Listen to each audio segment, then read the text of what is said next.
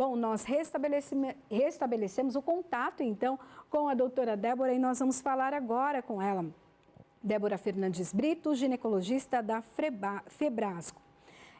Eu queria que a senhora falasse um pouquinho dos dados, né, que foram levantados, então, algo muito preocupante.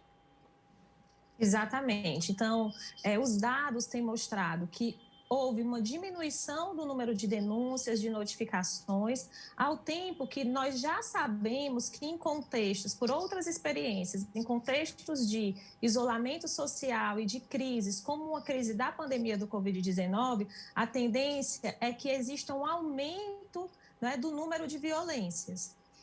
Isso se reflete, em parte, por conta do redirecionamento, né, das redes, muitas vezes, de atenção à saúde para o cuidado em relação à doença, né? Então, a gente tem muitos equipamentos de saúde se reorganizando para acolher as demandas relacionadas à Covid, em parte pelo medo de exposição ao vírus, que faz com que muitas pessoas acabem não buscando seus direitos, não ocupando alguns espaços públicos, em parte, talvez, também porque alguns equipamentos de proteção social passam a funcionar, né, em escala de home office. Então, a gente tem aí o esvaziamento, né, daquele equipamento, né, de às vezes um equipamento CRAS, alguns equipamentos de proteção social dos municípios, onde as pessoas também buscam ajuda e auxílio, funcionando à distância, funcionando por home office, ao tempo em que,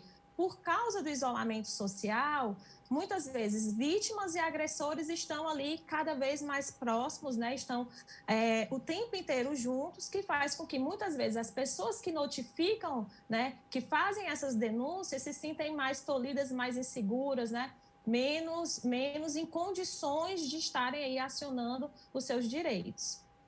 Doutora, também um agravante é que sem as aulas presenciais, porque muitas crianças e adolescentes acabam ou contando para os professores a situação de violência tanto sexual quanto física, ou os professores acabam percebendo. Isso também dificultou? Isso, sem dúvidas, porque em parte as notificações vêm de professores e também vêm de profissionais de saúde que fazem parte ali dos acompanhamentos, né? O profissional do posto de saúde, o profissional o agente de saúde que visita a casa pelo programa de saúde na família. Então, muitas vezes esse processo de revelação da violência sexual ele fica muito comprometido. Eu acho importante a gente falar rapidinho sobre isso. O processo de revelação de uma violência sexual, ele não é algo simples, é algo complexo, porque primeiro a vítima precisa revelar para si mesma, né, entender que foi vítima de violência sexual. Depois ela precisa escolher alguém para compartilhar essa experiência que ela viveu, né? E aí, como compartilhar com alguém se a minha convivência social, né? Então, as minhas redes de relacionamento estão ainda mais restritas por conta da pandemia, né? Então, isso também vai contribuir. Então, a criança não vai para a escola, ela assiste aula online e não tem um momento de privacidade para poder conversar com o professor. Aquelas consultas básicas de atenção à infância, né, e à adolescência também acabam ficando mais restritas por conta, como eu expliquei, do redirecionamento das redes de atenção à saúde para o enfrentamento da pandemia. Então, todas essas situações, até o próprio convívio com a família, com outras pessoas que fazem parte da rede de confiança dessa criança ou do adolescente, também estão mais restritas por conta da pandemia. Então, tudo isso vai repercutir na diminuição do número de notificações, ao tempo que o contexto, né, ele se torna ainda mais complexo e propício para a agressão sexual. Porque nós sabemos, né, isso já está muito claro dentro da literatura, que a grande maioria das agressões que acontecem com crianças e adolescentes acontecem por pessoas que conhecem elas e faz parte ali do convívio, né, da rede de convivência familiar e próximo ali da vida dessa criança. Doutora, e como identificar que uma criança está passando, então, por esse tipo de violência?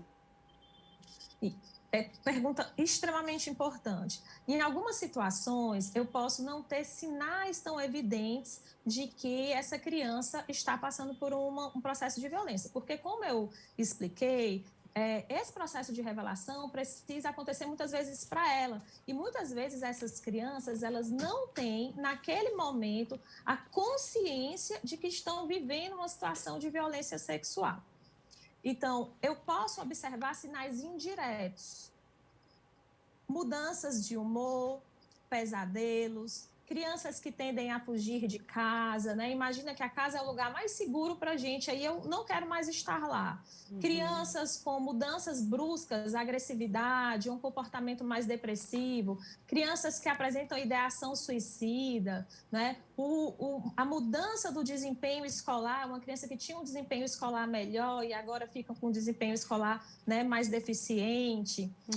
Crianças que possam também ter regressões do estágio de desenvolvimento. Uma criança que já caminhava, que já tinha uma certa independência e aí ela começa a ter medo de escuro, ela começa a não querer mais dormir sozinha, ela começa a não falar mais aquele repertório de palavras que ela usava e também, principalmente, eu acho que é importante a gente pensar, crianças que começam a demonstrar alguns comportamentos mais sexualizados e que mostram uma certa compreensão, né, de questões relacionadas à sexualidade que estão desproporcionais à faixa etária, né, e ao momento em que ela está ali vivendo. Então, uma criança que tem um comportamento mais sexualizado também precisa ser uma criança que a gente está atenta ali, onde que ela tem aprendido isso, como que ela está trazendo essa brincadeira e o que é que ela pode estar vivendo. Porque, como eu disse, muitas crianças são violentadas, mas elas não têm a ciência de que aquilo é uma agressão. Eu quero agradecer a doutora Débora Fernandes Brito, ginecologista da Febrasgo, que trouxe para a gente, então, esses esclarecimentos, o alerta e também a denúncia pode ser feita no Disque 100, né, doutora? Isso, exatamente. Muito obrigada. Mais uma vez, parabéns. Essa é uma pauta importantíssima. Sim, muito obrigada. Ótimo dia.